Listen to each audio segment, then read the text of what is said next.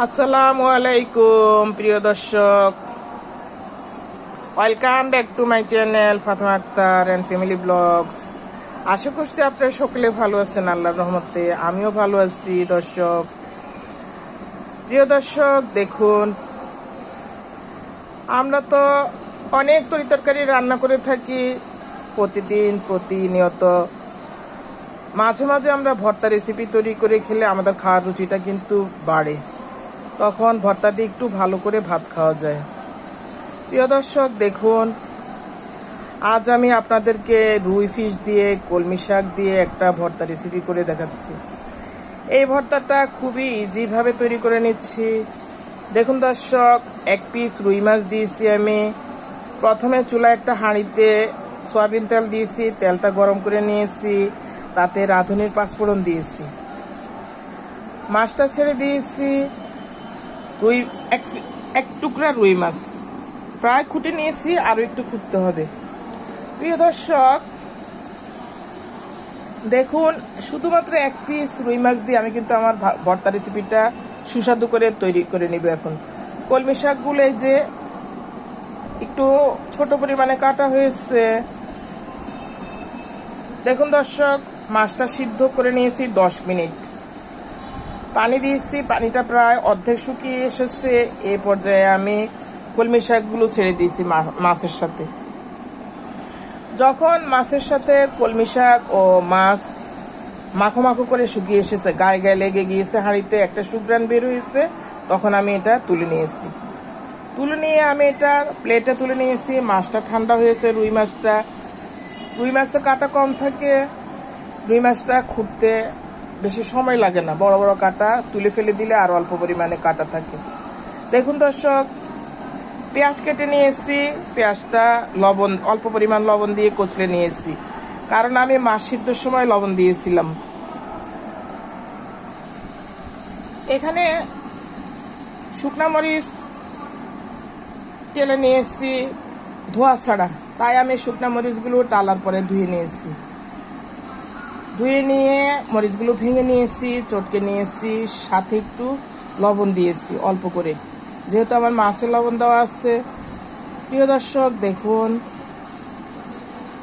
আমি মরিচগুলো প্রথমে নর্মালে মাখিয়ে নিয়েছি, তারপর আবার অল্প লবণ দিয়ে আবার মাখিয়ে নিয়েছি। দেখুন, খুব সুন্দর করে মাখানো হয়ে গিয়েছে মরিচগুলো।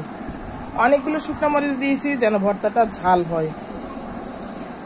প্রিয় দর্শক, দেখুন, এই যে রুই মাছগুলো কাটা ছাড়ানো হয়েছে, আর কিছু কাটা আছে, বেছে নিতে হবে।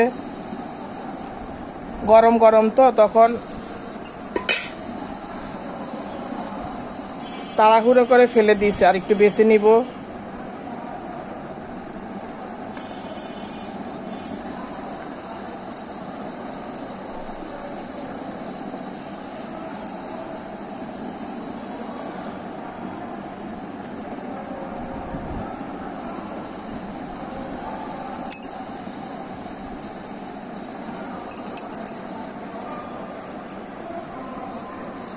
দেখুন দর্শক, আমার মাছটা বাছা হয়ে গিয়েছে, কাটা ছাড়িয়ে নিয়েছি মাছটা। এখানেও কিছু মরিচ দিয়ে রেখেছি আমি অল্প করে। এখন দেখুন, পেঁয়াজগুলো আর একটু কষলে নিব। পেঁয়াজ কষলে নিলে হয় কি, পেঁয়াজের একটা সেন্ট আছে, সেটা বের হয়ে আসে। দেখুন, এটা আমার আর পাটায় যেতে হলো না দর্শক, হাতে সহজে আমি মাখিয়ে নিচ্ছি।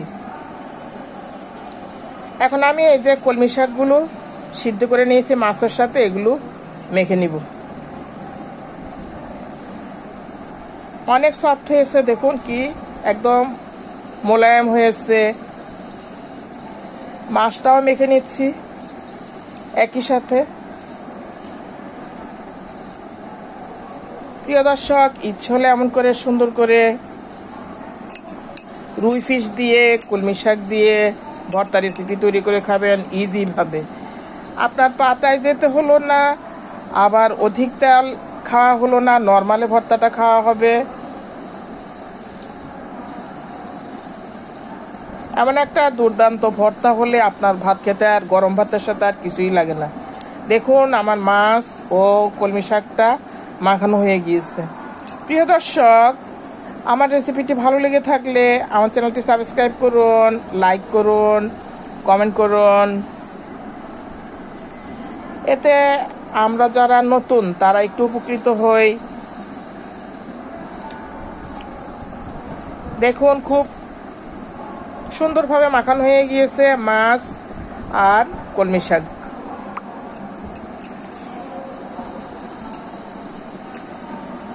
প্রিয় দর্শক, আমি এখন আমার এই যে মাখিয়ে রাখা, চটকে রাখা মরিচগুলো অ্যাড করে দিবে এতে। দেখুন, আমি অনেকগুলো মরিচ দিয়েছি, একটা একটা ঝাল করে ভর্তা তৈরি করব।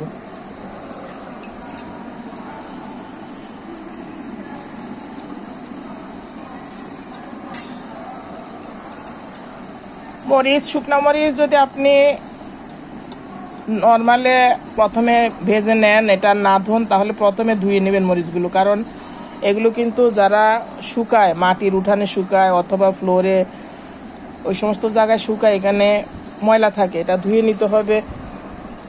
অধিকাংশ আমি প্রথমে ধুয়ে নিই, আজকে আমি পরে ধুয়েছি ভাজার পরে।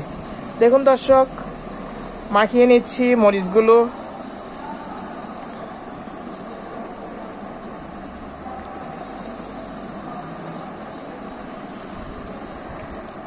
যাদের মরিচ মাখালে হাত জ্বলে তারা সাথে সাথে সাবান দিয়ে হাতটা ধুয়ে নেবেন, তাহলে আর হাতে যে জ্বলা পোড়া সেটা থাকে না।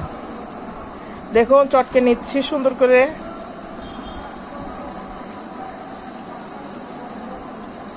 পাটায় পিষতে গেলে তো আরেকটু সময় লাগতো, আমার সময়টা এখন কম লেগেছে, সহজে আমার ঘরে বসে মাখানোটা হয়ে যাচ্ছে।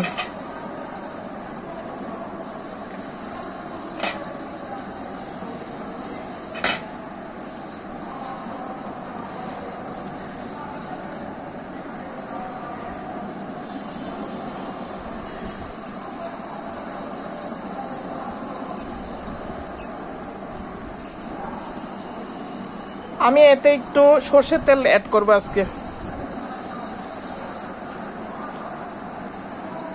কারণ আমি সয়াবিন তেল কম দিয়েছি, তাই সর্ষের তেল দিয়ে দিব। দিয়েছি, আর দিব না।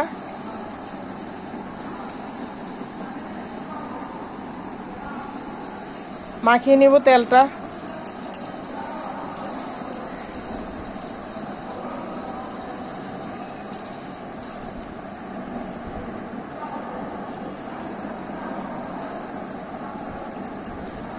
দেখুন কি নাইস হয়েছে, সর্ষের তেল দেওয়াতে কালারটা আরেকটু ব্রাইট হয়ে গিয়েছে।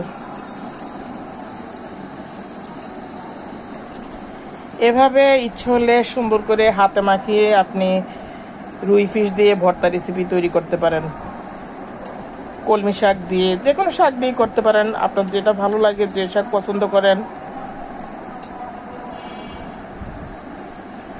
আমি যেভাবে বলেছি, প্রথমে মাছটা আর রাঁধুনির পাঁচফোড়ন দিয়েছি, তো এটা খুব টেস্টফুল একটা সুঘ্রাণযুক্ত ভর্তা হয়েছে। দেখুন দর্শক, মাখানো হয়ে গেল আমার ভর্তাটা।